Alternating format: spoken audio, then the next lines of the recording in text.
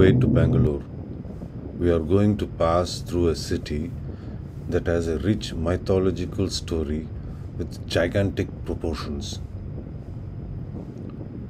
An event becomes news. A news becomes history. A history turns into a legend. Ultimately, the same becomes mythology, losing its origin date-wise, but standing tall eternally. Thus is the story of the Hindu titanic gods involving Brahma, Vishnu and Shiva. Shiva has different temples where he is represented with all the natural elements like air, water, fire and so on. Tiruvannamalai, the city that we are about to cross, relates him to fire. My grandmother told me this story when I was a kid, and the tone she used in the narration sounded as if these gods were humans. The countryside is changing. We can see rocks now. A fight broke out between Brahma and Vishnu. Brahma said, "I am a better god than you because I am the creator." Vishnu answered, "I am the one who is better because it is very difficult to preserve. Therefore, I do a better job than you." We are reaching Senji and I am hungry. On the right, you have the fort of the queen. But I know a lake on the left, next to the king's fort. Let me see if I can find a quiet place for a picnic. You can see the hill on top of which the fort is located. Pretty impregnable till the Mughals took it.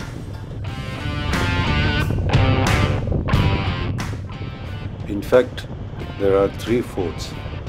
One specially for the queen. This one that you can see is for the king, and there's a third one for the minister. I wonder how would the king go and meet the queen, such a long distance to cover. I've heard also of a tunnel leading all the way to the Puducherry beach. Now it's completely crumbled down. Here is the lake. Oh no, there are monkeys. They'll attack me if they see my food. Too bad. It would have been nice to eat here.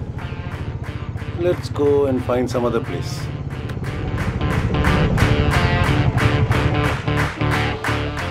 Here, the lawns are looking nice.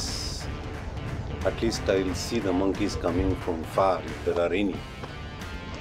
But I can hear some funny voice coming from this little temple.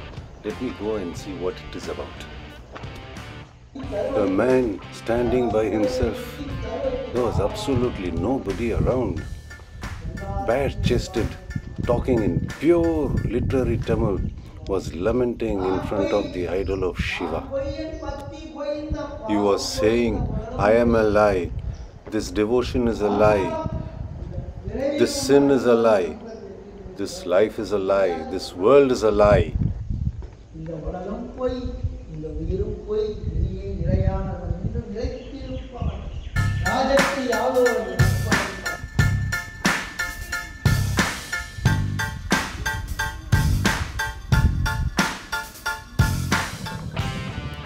Our destination is visible. It is the mountain that you can see from here. Let's continue the story. The argument was so loud that it disturbed Shiva, who was in deep meditation. He came down from his abode and asked, "What is going on here?" Both Brahma and Vishnu rushed to try to prove who was the better god. Shiva proposed, "Let there be a competition. The one who wins will be the better one." They agreed. We have now reached Tiruvannamalai. Let's go and meet a cousin of mine, Gopal, who also runs this restaurant, Hotel Ramana. Good food and very clean. The location of this restaurant is interesting.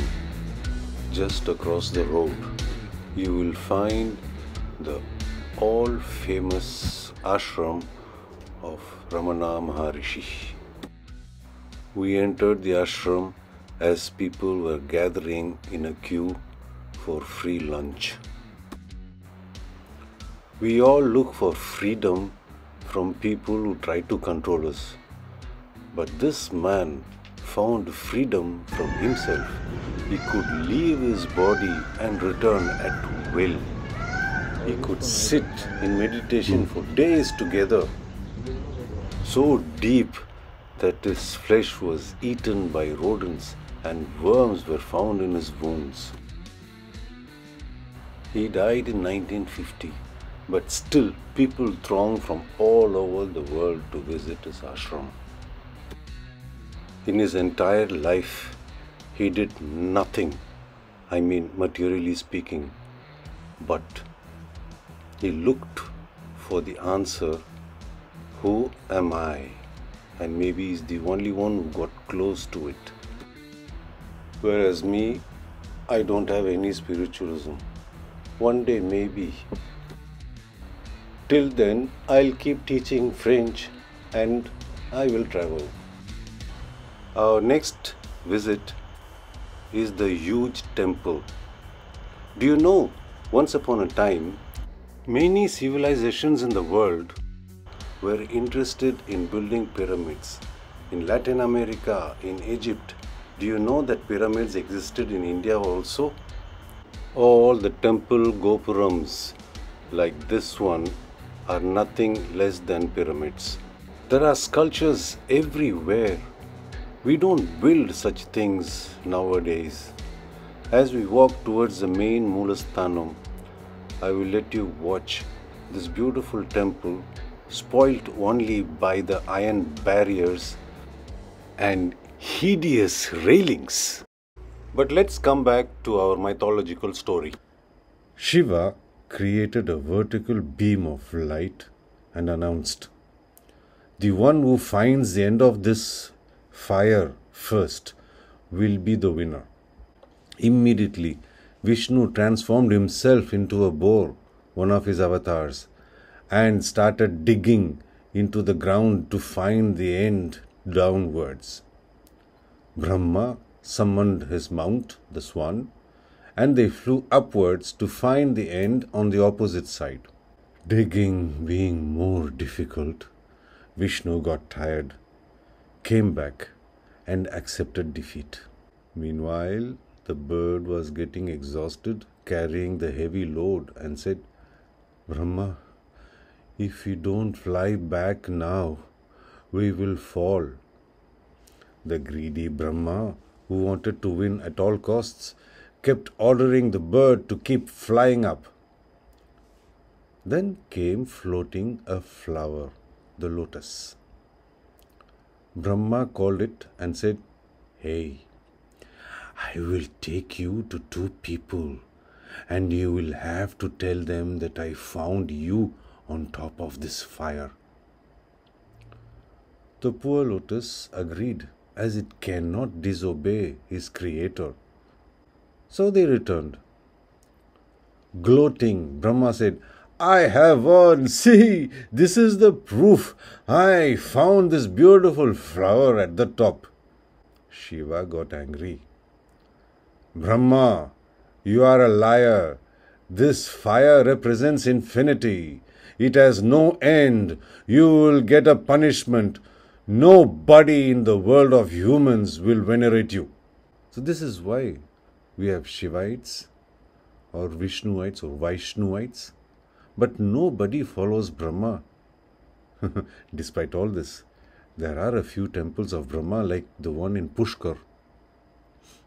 This fire created by Shiva is believed to have appeared where the hill behind the temple of Tiruvannamalai is standing, and the temple was built in the memory of this story. And Shiva, here it's called Annamalai, so the city is called Tiruvannamalai. And somewhere in December, people climb on top of this mountain, carrying oil to light a huge fire which is visible from many kilometers around. We are reaching a point where no cameras are allowed.